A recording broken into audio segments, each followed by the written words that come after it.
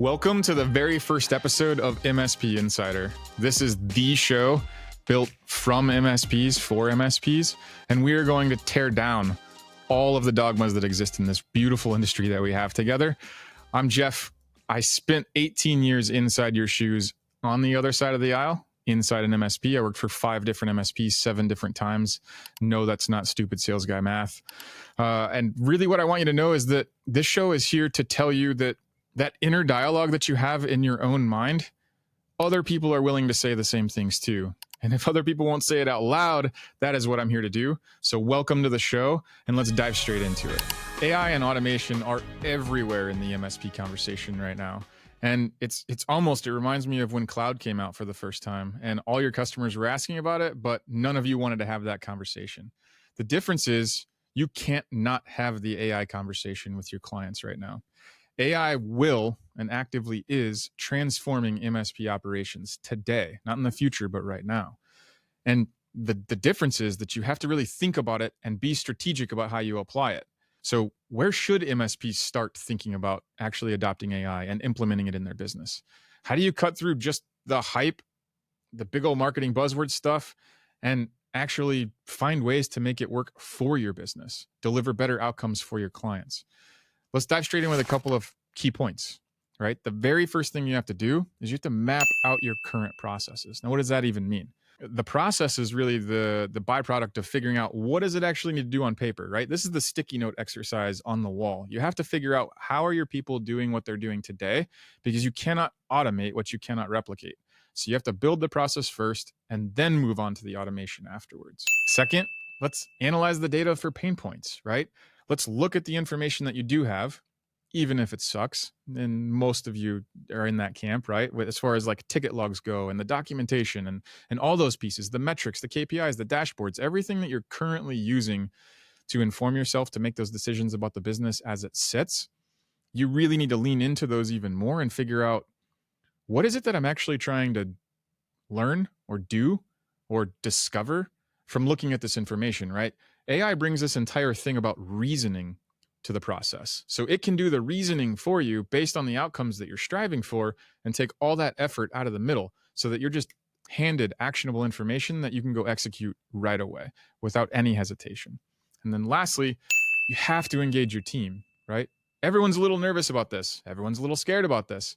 The other problem is everyone's already using it, whether you like it or not, in your business. Right? Like people have their own personal subscriptions to OpenAI. They're using Claude. They're doing all these things. They have meeting recorders. They're like ignoring the fact that AI already exists and it's present in your business isn't a solution either. So lean into the fact that people are interested in it. Lean into the fact that they want to use it. Find where it's actually beneficial to help make their job more beautiful rather than, the grind that it is, let's be honest. And then ask them how we can use the technology that does exist to take that one step further, right? What problems is it creating? And let's solve for those things. So AI isn't the future.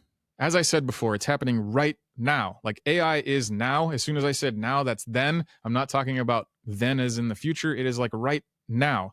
And now only happens once. That's kind of the beautiful thing about it. So how do you see AI reshaping your MSP operations today and like tomorrow? And what boat haven't you jumped on yet to realize that other MSPs who are your direct competitors are already months ahead of you on this journey?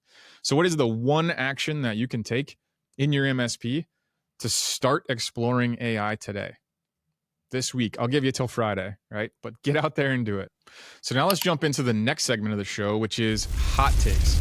Now, what this segment is here for is really a place to be as loud as we want and challenge the narrative that floats out there in all of the hype all the time in the channel. So we're going to make big statements. We're going to make bold claims. And more importantly, we're going to tear down all the dogmas that actually exist in our industry. We're going to do it together. So this is hot take number 1.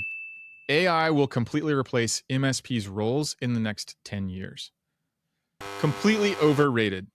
AI is truly just another tool, but a completely different tool that the world nor this industry has ever experienced yet. It's not here to replace you. It is here to enhance you and your team and the outcomes that you can deliver for your customers. The difference is you cannot replace the human experience or the human existence. All you can do is empower your people to be that much better at the stuff that makes us genuinely unique. And after all, we are in a service industry. We like to pretend that we're a bunch of tech companies, but we're truly service companies that happen to deliver technical solutions. Hot take number 2, automation is only for big MSPs. Overrated. Automation benefits MSPs of all sizes. That's sort of the point, right?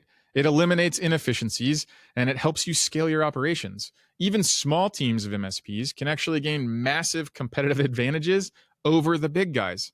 Why? Because you can move quicker, you can make decisions faster, you can implement more effectively, you can adopt the technology the right way.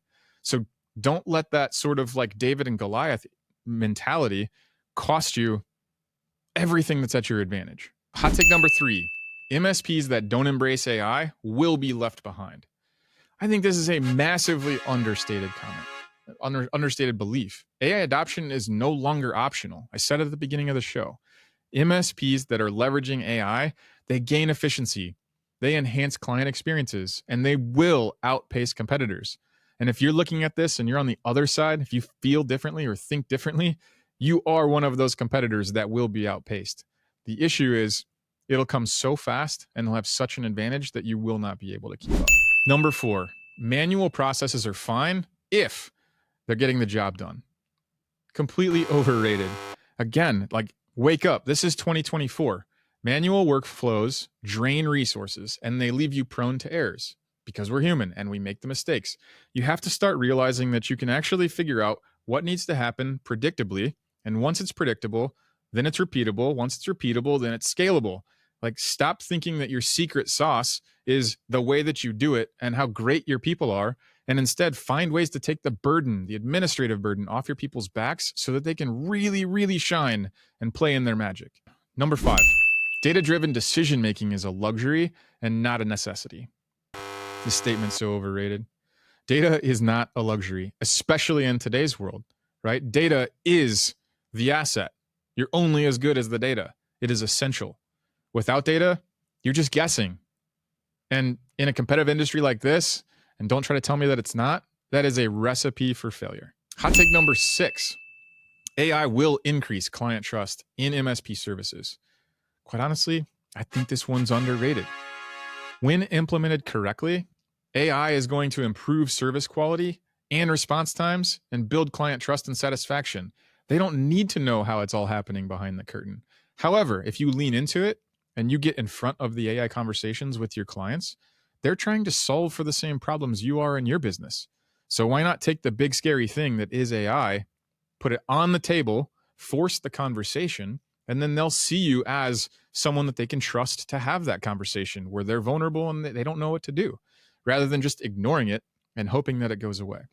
Number 7, vendor AI tools are always the best option.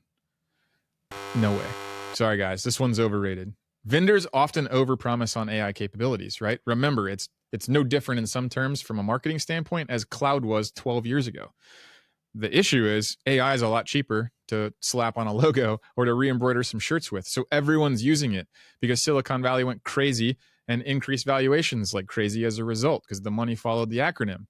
You got to evaluate tools critically and ensure that they align to your actual needs and your workflows and what you're trying to accomplish for your customers or for your business.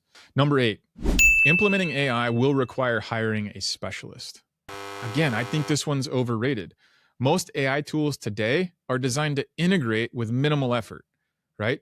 Now, you have to kind of throw your concepts out the window or your preconceived notions or your expectations and really learn how to leverage a completely new technology in a totally new way. It's our interaction, our user experience that's actually needing to change to adopt where the technology is today versus just blaming the technology. I think a lot of people, they get AI wrong, right? They use ChatGPT just like an old Google search. And then when it gives you some kind of wonky response, you're sort of like, meh, maybe I didn't really get anything out of it. It's not the same thing, right? It's not a Google search. So don't use it like one.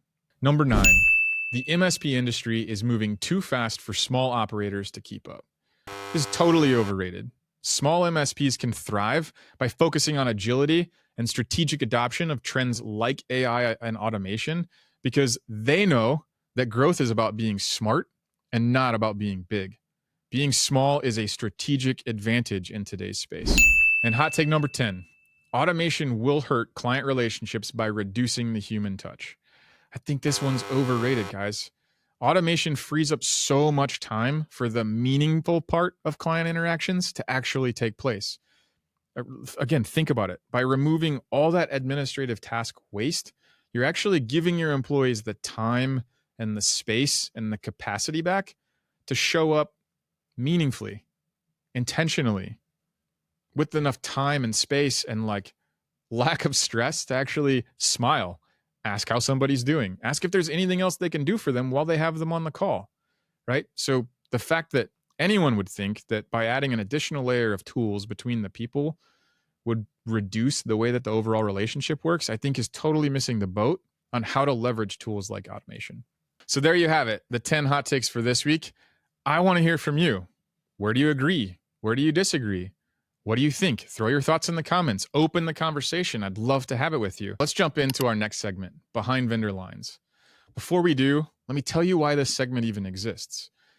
Like I said before, I spent 18 years on the MSP side of this equation, and now I've transferred over to the vendor side.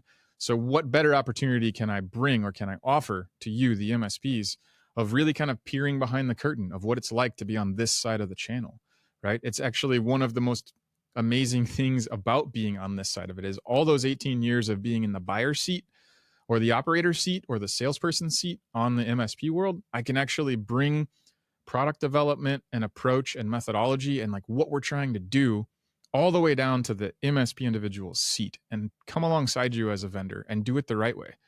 So think about how vendors traditionally treat MSPs. And I know this because I used to sit on your side too. One of the biggest pain points I always had when I was sitting in your seat was that they overpromise and underdeliver. And then integration, enablement, and optimization is so much longer than they place in the demo or the deck, right? It's not a week, it's a month before you're even like all the way through credentials. And then after that, you've got a month of training and all this other stuff. And it never works like that. Vendors sell you the hype of the roadmap, right? They sell you the dream, but in reality, it's really hidden costs and misaligned expectations and at best inadequate support after the contract has been signed. From the vendor perspective, we know the game that the sales reps have to play, right? It's not them or their boss or anyone else. It's the private equity and the venture-backed capital that's really pushing the 30, 40, 50% growth numbers. Well, guess where that comes from? You, MSPs, getting shoved into that meat grinder or the pressure cooker that is the sales process. And what you really need from your vendors is transparency and realistic expectations and a not stressful dynamic, right? Like ungated material on the website. It should just be as smooth as it can be. I always say easy buy, easy sell, but vendors just still fail to meet that because they're beholden to somebody else, not to you and not to service and support you. As an MSP, you always want to take those demos, those trials, and the clear contract outlining and have the conversations with the people that they didn't set you up to talk with, right? Go on LinkedIn, see who's following their page, reach out to those people, especially if they aren't the ones that they set up for client referrals, right? It's not that hard in today's age to find actual customers of a product and go have a real conversation with them about their experience. What would they have done differently? Did it deliver? Do they feel like they were hoodwinked, right? Is it shelfware? Did they continue to use it at all? Or are they going to get out of it as soon as that contract is over? So now I'm asking you, what is the worst vendor process that you have ever experienced from the MSP side of the fence? I want you to share your story in the comments below and let's engage in the dialogue. I can't wait to hear them, and I'll even add a few of my own. So let's wrap this up with some final thoughts. What is one actionable takeaway you as an MSP should focus on from today's episode? Personally, I think it starts with what you have no excuses for, which is process. Your people, your process, and your execution, that is where you start with any of this stuff. If you don't have that on a piece of paper, you can never replicate it, and then you can't scale it and you can't automate it. I guarantee you that if the process doesn't exist on paper right now and you just slapped an AI tool in there and expected greatness, then you would be pissed off and you would be one of those people championing that AI is the past and it isn't the future. Another point from today's episode is that vendor relationships, they need transparency and trust.